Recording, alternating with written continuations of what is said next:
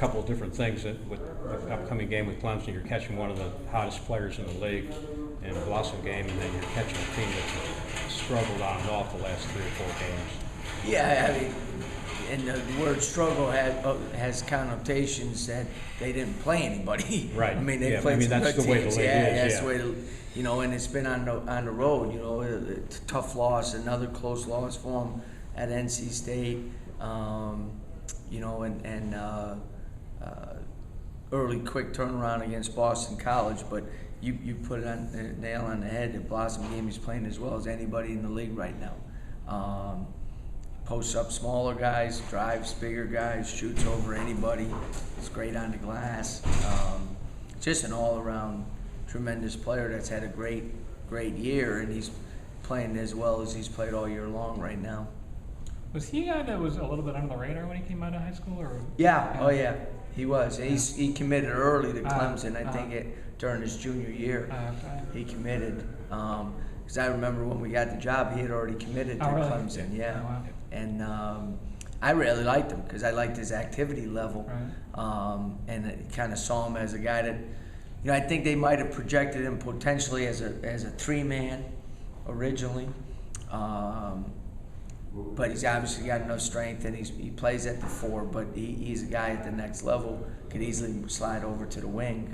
Because as we talked about when we played him the first time, every bit of his game has improved. He's a guy too that,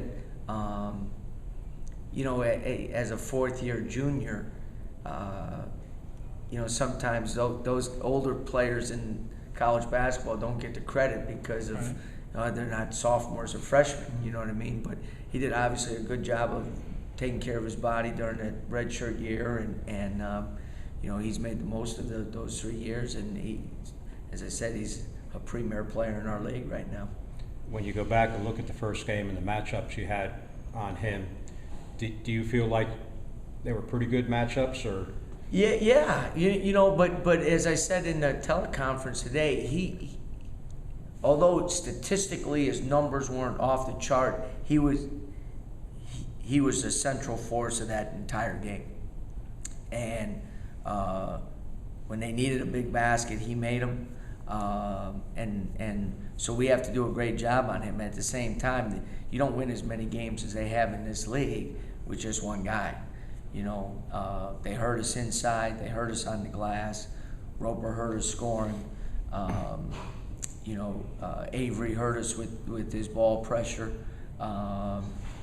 So they're a really good team. They're a really good team, and the record in our league shows it. It's a team that has gotten better throughout the season. The thing that hurt them in their game against North Carolina State was getting on the boards. State really took it to them on the boards, and that probably won the game for them. Yeah, NC State can do that. When those guys and those big guys are engaged on the glass, they're really good, and they were able to get second chance points and control their offensive glass and get extra possessions, and they needed it because Clemson did such a good job on Cat Barber. Forced him into some difficult shots. It's statistically speaking the worst game that Barber's played in the league.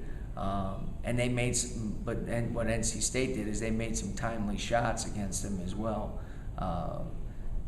Maverick Rowan hit a couple big baskets down the stretch. In the Clemson game, I remember Ben didn't play a ton in the second half. Was that because he just needed more offense? Or again, our we went smaller at times. We played Quentin some at the 4. It was Ben better. He should expect to play a lot more this game. He should expect to play a lot more this game. It was just one of those games. I think it was more the matchups. We had him matched up with Blossom, gave me a lot, or because of the transition, he got matched up with him quite a bit, which I think he did a pretty good job on him. But in this game, he probably will play a little more at the 5 than at the 4.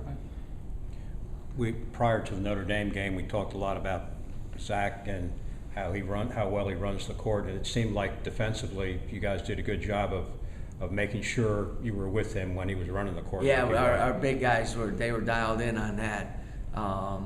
And there's some stretches too, as you know, a game like that was a faster game in terms of there was some segments of 4 or 5 minutes without stoppage, and that's where you got to keep encouraging our big guys to keep running. You know what I mean? Because it's, you know, the fatigue factor is always different with big guys because there's a physical aspect to it too, with all the banging that goes on around the basket. Those guards are kind of wimpy on the perimeter. They don't get banged as much, and so it's just running. There's also the physical contact that the big guys go through, but it's important too because Clemson does a good job of having their big guys run the lanes as well. Can you tell the Knicks' conditioning is a little better, Nick Jacobs? Yeah, oh yeah. Both him and Chuck's is a lot better, and but at the same time, I think one of the keys over the last couple weeks is, you know, James has given us good energy minutes, and so has Ben, and so now we're able to, you know, get those guys a little more rest, and they don't have to play, and we haven't had more or less any foul trouble, so now they're able to, you know, the stretches are 3 or 4 minutes, and then get a rest, and then get back in there. In the past, you've talked to us about how it's upperclassmen, seniors, it's easier for them to play more minutes. They're used to, they know how to take a little breather during the game. And I guess Marcus was a good example of that. Yeah, I'm not sure he took any breathers in that game, though. He just kind of gutted it out, you know, and I didn't, you know that it's been 30 years since anybody's done that around here, and because that's, you know, we like to get guys, at least Marcus, at least one break a half, but give him credit because he was just as good at the end of the game as he was in the beginning. You went with your starters, I think it was like 160 to 200 minutes, which is a little atypical. Is there something, was it just kind of the circumstances? A little bit of the circumstances. The matchups were good, and you know, obviously I think at one point they took a 6 or 7 point lead. We had, I think our biggest lead was 9, so it was always a 2 or 3 possession game either way around. And you know, so I just felt good. You know, felt good about those guys playing. Yeah. You know, felt good about those guys playing. Defensively, it seemed like the toughest part for the team was keeping Demetrius away from the basket. I mean, he just has a knack of getting there. You made some changes on him. Was that Josh's role when you put him in the game to try to? Yeah, and you know, they give him a different look because Josh is able maybe to pressure a little more than Adam was. Plus, he was fresh, so able to do that. At times, because of the switch, we had a bigger guy on him. Q guarded him a couple possessions. That was important, and that, you know, we have to have that versatility defensively, and you know, I think that was a big key. We were able to, when they downsized, we were able to move Chuck to guard up their guard,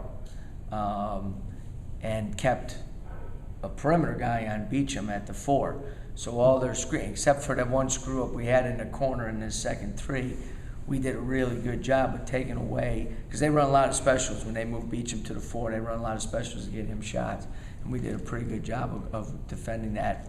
But that meant that Charles had to guard their freshman number 0 on the perimeter, and I thought he did a pretty good job on that.